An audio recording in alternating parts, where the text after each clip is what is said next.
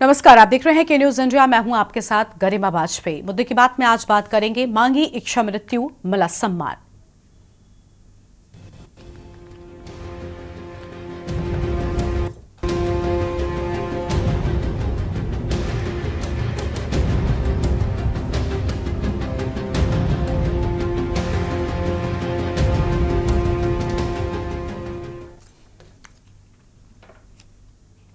भारतीय स्वतंत्रता आंदोलन में क्रांतिकारियों के गढ़ कानपुर के डीएम जितेंद्र कुमार ने 76वें गणतंत्र दिवस पर अनुकरणीय उदाहरण पेश किया है। गणतंत्र दिवस आयोजन में बतौर विशिष्ट अतिथि शामिल यातायात पुलिस की प्रताड़ना के शिकार ऑटो चालक ने आज निश्चित तौर पर सम्मान और स्वाभिमान के साथ अपना नया जीवन शुरू किया है। अभी पिछले 30 दिसंबर को ही यातायात दरोगा ने न सिर्फ बेकसूर ऑटो चालक राकेश कुमार को पीटा और अपशब्दों से नवाजा था, बल्कि परिवार के भरण पोषण यानी आजीविका का माध्यम बने ऑटो को भी क्षतिग्रस्त कर दिया था। दरोगा के बाद यातायात महकमे की उपेक्षा से आजिज पीड़ित ने जन सुनवाई में शामिल होकर डीएम जितेंद्र कुमार को आपबीती सुनाते हुए उनसे आज यानी गणतंत्र दिवस पर ही फूलबाग में इच्छा मृत्यु की स्वीकृति मांगी थी।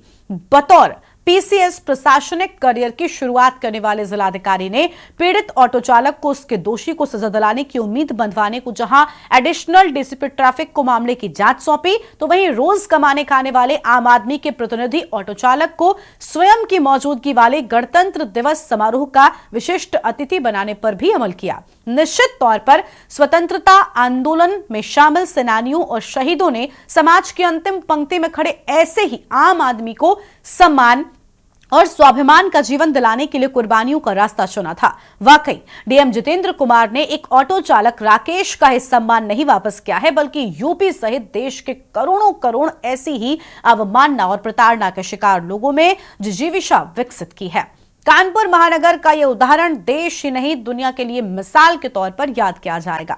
निश्चित तौर पर आज शहीद भगत सिंह, बटुकेश्वर दत्त, चंद्रशेखर आजाद, गणेश शंकर विद्यार्थी सहित देश के असंख्य शहीद क्रांतिकारियों की आत्मा को शांति और सुकून मिला होगा। काश यूपी सहित देश की अफसरशाही इस पूरे वाक्यों को आदर्श रूप में अमल लाकर देशवासियों को सच्ची आजादी का एहसास कराने की प्रेरणा ले सके।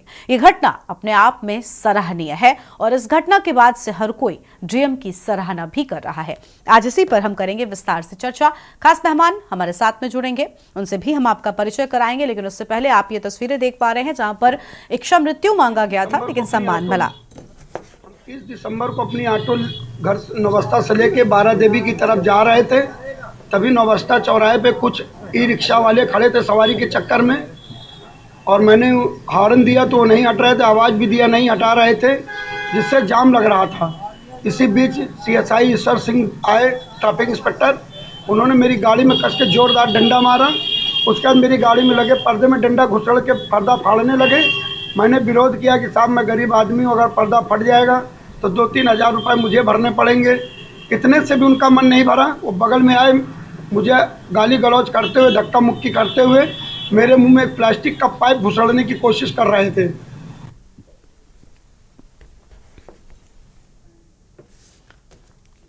और इसी मुद्दे पर आज हम करेंगे विस्तार से चर्चा।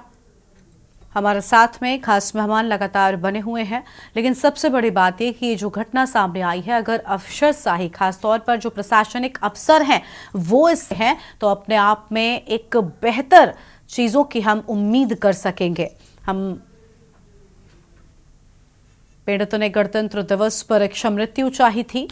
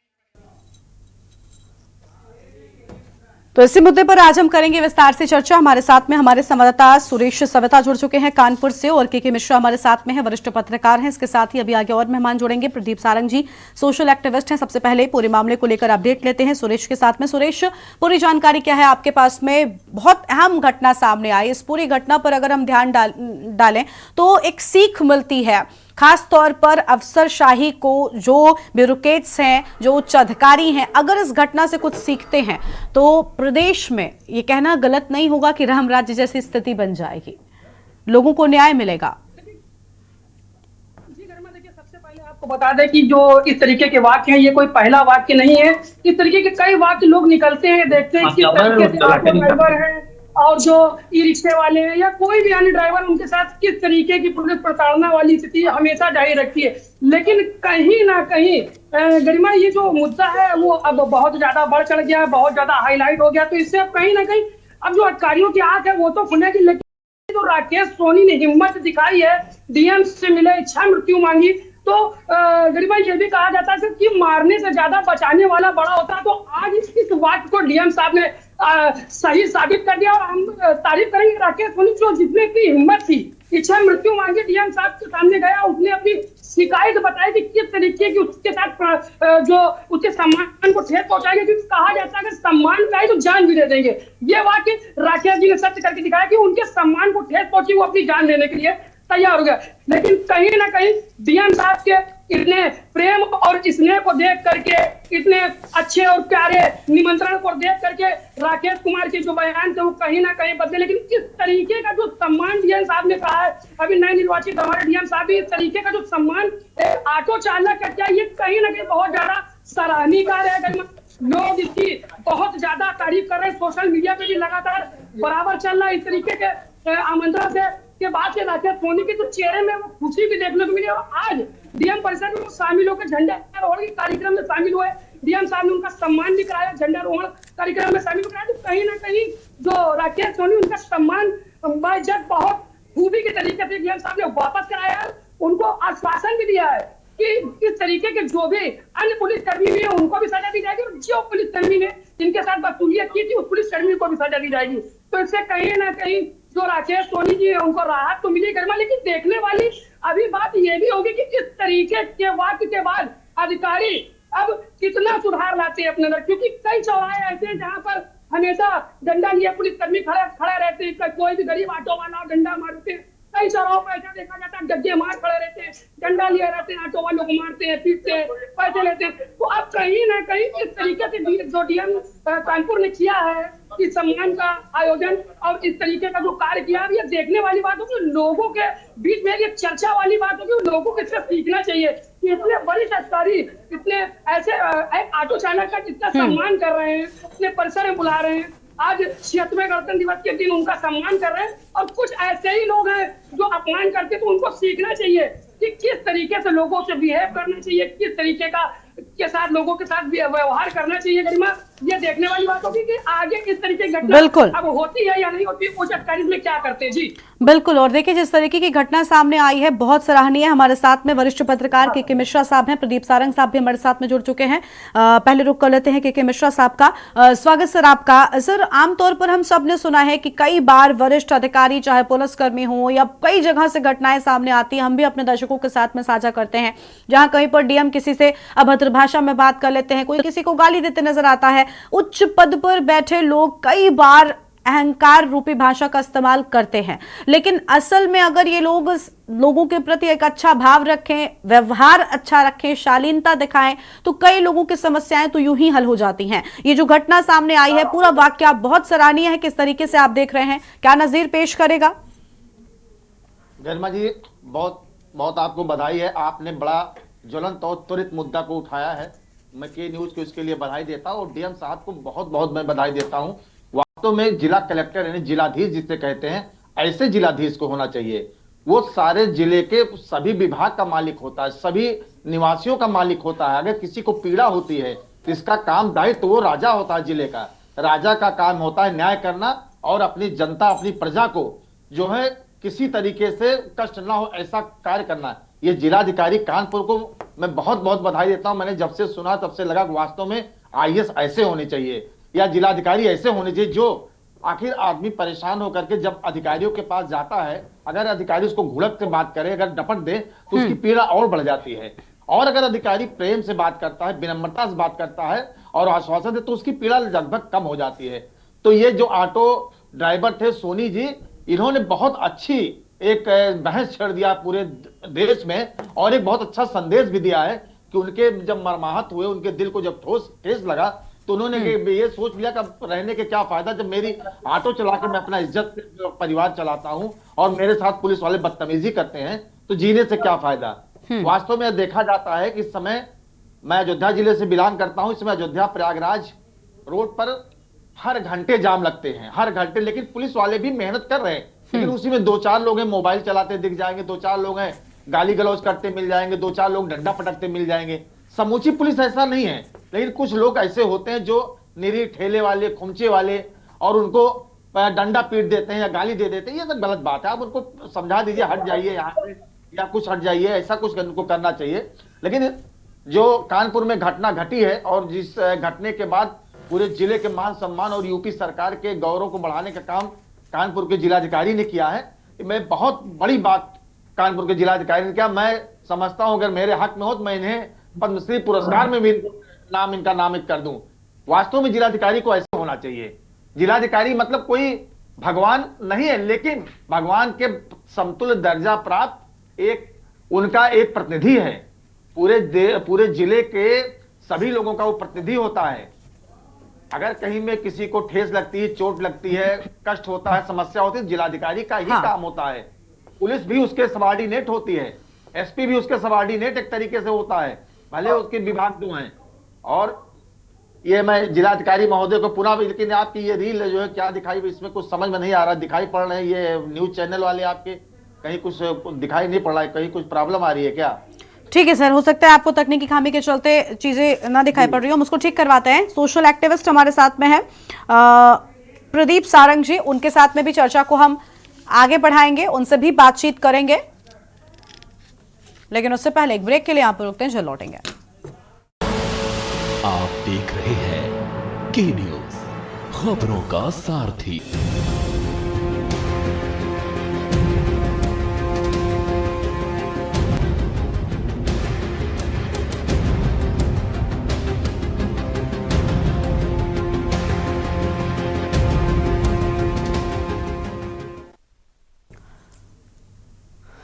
ब्रेक के बाद आप सभी का स्वागत है। हम चर्चा कर रहे हैं मांगी इच्छा मृत्यु और मिला सम्मान। कानपुर की जो घटना सामने आई है उसकी हर कोई सराहना कर रहा है और हर कोई उससे सीख लेने की बात कर रहा है।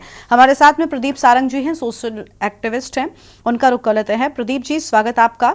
प्रदीप जी सोशल एक्टिविस्ट हैं। प्रदीप जी, इस घटना से किस तरह की सीख लोगों को लेनी चाहिए, खासतौर पर अधिकारियों को जो उच्च पद पर आसीन हैं, उन्हें क्या कुछ सीखना चाहिए ताकि एक अच्छा राज्य, एक अच्छा प्रदेश, एक अच्छा डिस्ट्रिक्ट बन सके? क्योंकि जिस तरीके से जिलाधिकारी की ओर से ये पहल की गई बहुत सराहनीय है। खासतौर पर आज गणतंत्र दिवस के मौके पर हम इस पर चर्चा कर रहे हैं। लोग नियमों कानूनों का पालन करने लग जाएं, लोगों के प्रति अच्छा भाव रखें, शालीनता रखें व्यवहार में, तो मुझे लगता है बहुत सारी समस्याएं तो यूं ही हल हो जाएंगी।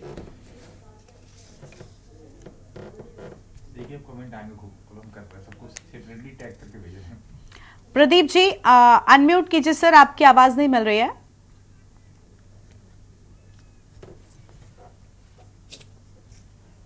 जी हाँ, मैं कह रहा था जी गरिमा जी, ये हमारे भारत के गणतंत्र के 76 वर्ष हो गए हैं, यानी 76 वर्ष की आयु का हमारा गणतंत्र हो गया है।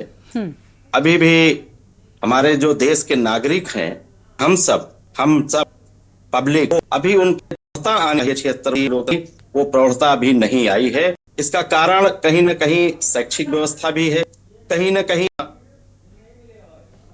सामाजिक व्यवस्थाएं भी हैं, कहीं न कहीं हमारी जो विधिक साक्षरता है वो भी है।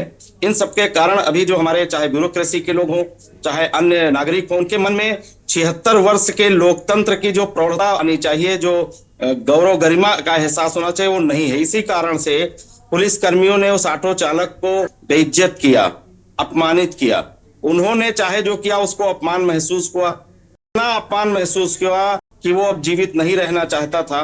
मैं तो लेकिन ऑटो चालक की प्रशंसा करता हूं कि उसने सुसाइड नहीं किया, उसने कोई बखेड़ा नहीं खड़ा, बल्कि कानून के दायरे में रहकर जो उसका अधिकार था उसने इच्छा मृत्यु मांगी।